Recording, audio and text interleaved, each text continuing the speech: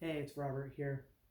Um, I'm over at my rehearsal studio. I needed a break. I was starting to get cabin fever already, and it was like a day and a half into social distancing, watching gigs and open mics and internship opportunities all get canceled. Um, Watching my boss at my day job say like anything that can be done at home, do it. Only come in if you absolutely have to. We'll work on processes, so that stuff that absolutely has to be done in place um, can be done while you're here, like that kind of thing. So um, I wanted to talk about the social distancing for a musician, right? And that includes me, that includes my students, that includes fellow teachers, um, anyone from the person playing ukulele in their bedroom all the way up to those touring stadium musicians. So we're talking about things like what you can do when your gig is canceled and you're losing that income. What to do with the free time of school being closed or your college classes being canceled or moved online. Um, well, all of that isn't necessarily free time, it's definitely different. So, the biggest one, I'm going to start with this one first, is teaching online lessons. Now, I teach privately out of this space. I also have done kind of Skype uh, video calling, video chat lessons in the past. I teach down at Harmony Music House in Boulder. So if you're familiar with the area, you know that's a really great place to get lessons. But with all of this social distancing and talk about coronavirus, COVID 19, and all of that, uh, they're actually looking at how to teach online lessons as well. So I'm trying to get a head start so when it comes to it, I'm ready and I have that ability to offer that to my students.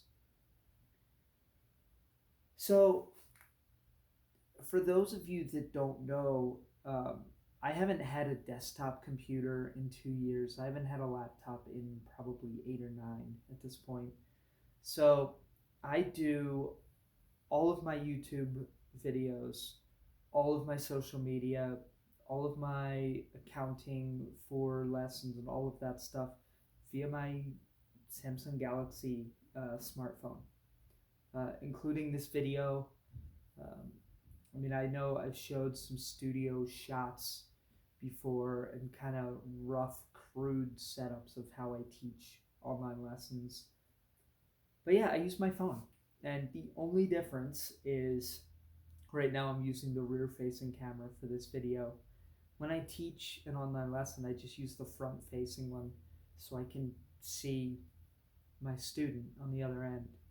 Um, I always have my Bluetooth keyboard hooked up. That way I can like start and stop videos. If I need to type something in, I can do that. I can quickly like alt tab to a different screen to share a link. All of that kind of stuff. This makes it a lot easier um, doing it with a smartphone. So, a couple real quick tips. Like I said, I use Hangouts, but Skype, FaceTime works if you're an iOS only user. Um, Zoom is an app that I just downloaded, and I know a lot of like schools are going to that service because it handles large groups of people. My advice to you is try a couple out and have a couple different options. Uh, don't invest time in learning every single one of them because it'll drive you nuts. But pick two. You know, if you use FaceTime, maybe have one that's not Apple specific. If you use Hangouts, have one that's not Apple or Android specific. That kind of thing. Have a separate login, like a profile for those. I use robertrowemusic@gmail.com instead of my personal email. That helps me keep that contact list clean. It helps keep track of, you can look at when the last message was, that kind of thing. And it also protects your personal identity, kind of distancing it digitally from your personal life.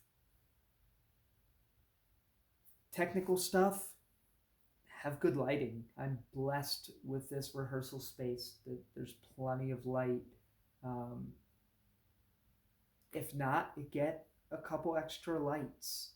I know at home we use the Philip Hue Go lamps, which is like a little half sphere kind of thing. They're about $60-$70. You can set them up a whole bunch of different colors. You can have them work controlled wirelessly from your phone, that kind of thing. They throw off a ton of light, so one or two of those kind of pointed at you in the right way and you have plenty of light. This is important for your student too. If they're doing their end of the lesson in a dark kitchen or in a bedroom after the sun has gone down and their curtains are drawn, it's going to be hard to see the intricate, like how's their fingering, what's their bow hold on violin or viola. Um, if you're a woodwind player, what's their embouchure look like? Or a trumpet player, any of that kind of thing.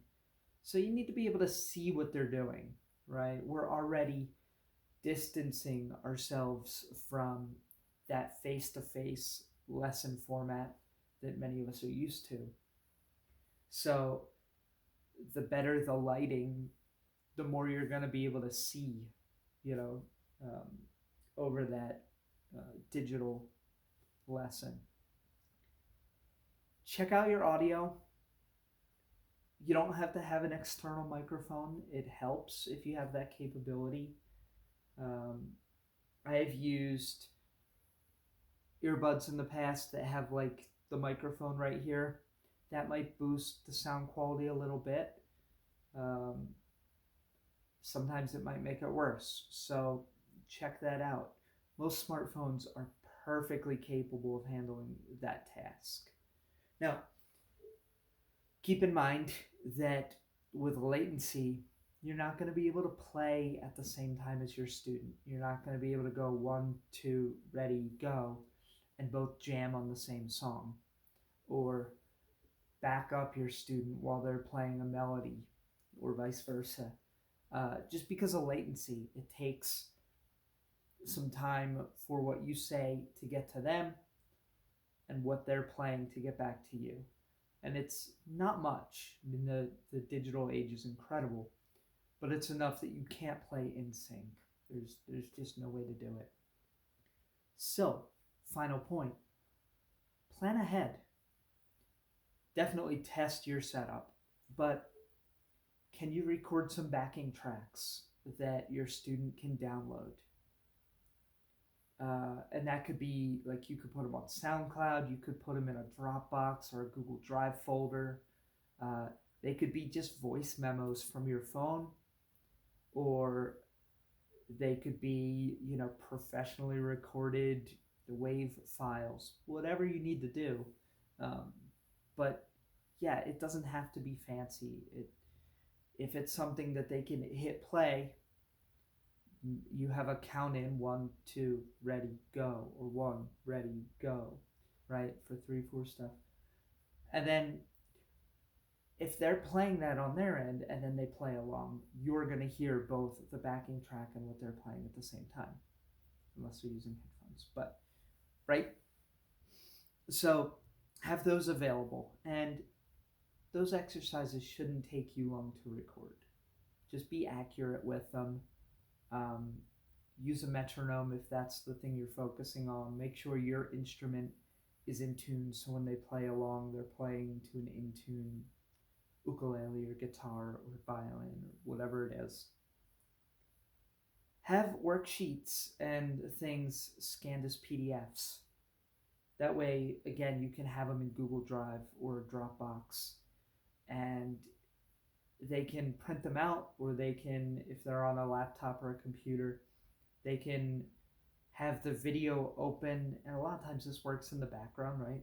So they'll just have a window of you teaching, but they can have the PDF of the music in front of them on the computer or print it out or whatever. If you're using the same method book, that's great. You can just say, like, all right, we're working on page 32, right? And most method books have exercise numbers, so you can do that. That's the biggest thing. Like, if you're looking for a way to build your income while you're not gigging, teach lessons, you know, collaborate remotely with songwriting. You get your business plan in order so you can do that kind of stuff. And then you'll still have all of that available once the threat is over and we can go back to lives as normal, right? Here's the next thing. Take care of yourself. And this is fun as well. If you're told to stay home from work or school or college, or you're not going out to open mics where everybody's sharing the same microphone, right? Or sharing a house guitar. You want to avoid that right now. So stay home. Now, what can you do? You can still practice. Maybe learn a new technique. Like maybe you want to do triplet strums, like, right? Something like that. Or you want to work on your left hand technique for scales. Whatever it is, you have all this new time where you're being told not to do social things that you can work on your craft. Learn new covers. What's that song that has been popping up day in and day out? Can you play it? Can you arrange it? And can you watch other people's arrangements and see if you're going to do it the same way or differently, right? Write new songs. We had a petition for the developers of February album writing month and 5090. We said, like, can you open a website and let's just keep going through March and early April? Hasn't happened yet, but why not, right? We can. And then just jam. I was doing this a little bit this morning. I was just kind of watching some of my favorite songs on YouTube, just watching the videos. I had my uke out and I was just kind of playing to them.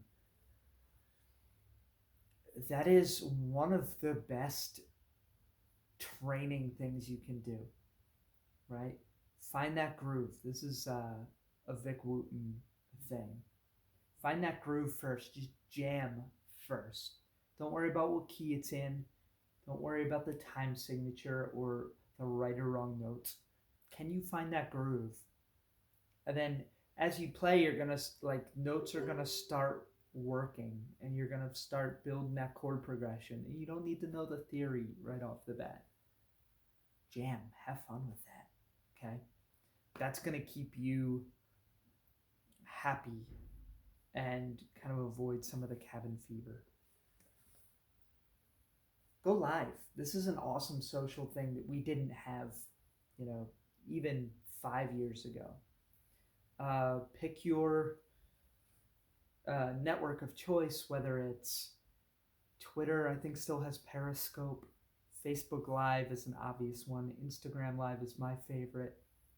YouTube Live, if you've reached that point and you have enough subscribers and all that where they allow you to go live, pick one of those and do it.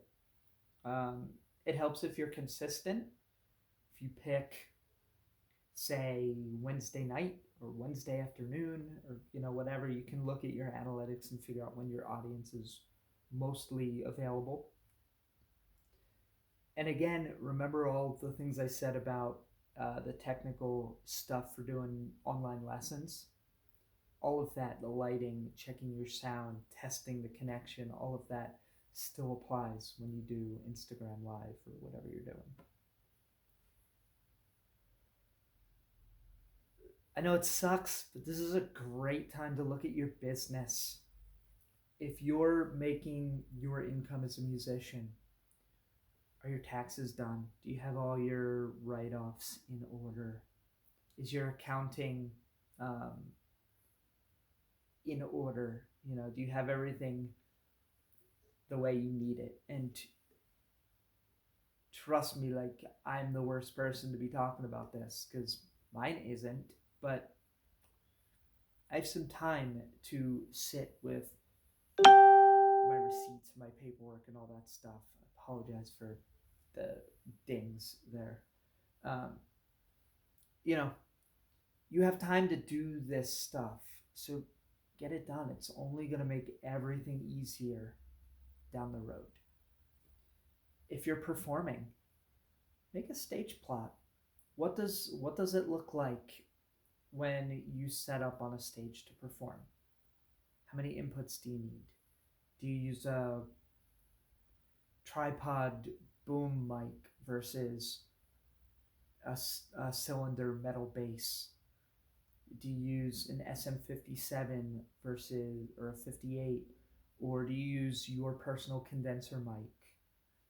Does your ukulele or whatever instrument plug in, or do you have a pickup installed, or do you need an instrumental mic in front of it? What does that look like? Where do you want it? Do you sit? Do you stand? Put that all on your stage plot and see what that looks like. That goes along with your input lists. Work on your electronic press kit. What are you sending to venues so they will decide to book you for a show? We're going to be playing again out soon, I hope. I promise. Um, be ready for that. Like, how are you going to book gigs once everything has calmed down and we've gone back to a more normal setting where we can be social and hang out and go to restaurants and clubs and venues and things like that? Be ready for that when it comes back. I wrote finances down twice, which is funny because I don't want to talk about it. But yeah, have that stuff in order and seek help if you don't know how to do it. But then finally, like, take care of yourself. This is all about your health and the health of others, right? And the social distancing is so you're not potentially catching this virus or spreading it to someone else who then spreads it to someone else who then gets somebody who is has immune deficiency diseases or is elderly or whatever, and they get really sick, right? We want to avoid that as much as possible. So do everything you can, right? If I didn't have this space, I would be doing this video in my apartment and it would be fine, right? But I have this space. It is sanitized. I know only 2 people use it, me and my artist friend that I co-rent it from. Take care of yourself. It's a great time to get that extra sleep. Take afternoon naps. Eat at home, and focus on what you're feeding yourself. Instead of snacking on junk food, you can do better meals. You can cook for your family and have your family cook for you. You can try new recipes, experiment a little bit, but definitely take that rest and that time, um, and be happy, right? I wrote one more thing with the health, and that's keep your instruments and your practice space spotless, especially if you share a guitar. Like I said, that house guitar or that mic at the open mic. If you use that microphone at an open mic and then that's your personal mic and then you go and like use it in your studio, it doesn't matter if it was only you using it, other people probably touched it, or it was on the stand that 100 people like grabbed to maneuver, right? Take care of your gear. Wipe down your instrument. Check your reeds if you're a woodwind player, like your mouthpiece, all that kind of stuff. Make your space spotless. Get that extra music, like sheet music, put away, file away, all that good stuff. All right? So, I hope you make productive use of this time. Let me know if you have questions about any of it, especially the online lesson stuff. If you're interested in doing an online lesson with me, I'll put information down in the comments. Like I said, I use Hangouts or Skype. I'm happy to kind of talk to you, via Instagram message or text or email or whatever if you want to set any of that up. Let me know. Otherwise, again, take care of yourselves. Have fun. We'll get out of this soon. Please like, comment, subscribe to my channel. I'm about 5 away from 100, which is going to be super exciting. I'm hoping to do something fun with that. I don't know quite what yet. But yeah. So we'll see you again soon, all right? Take care.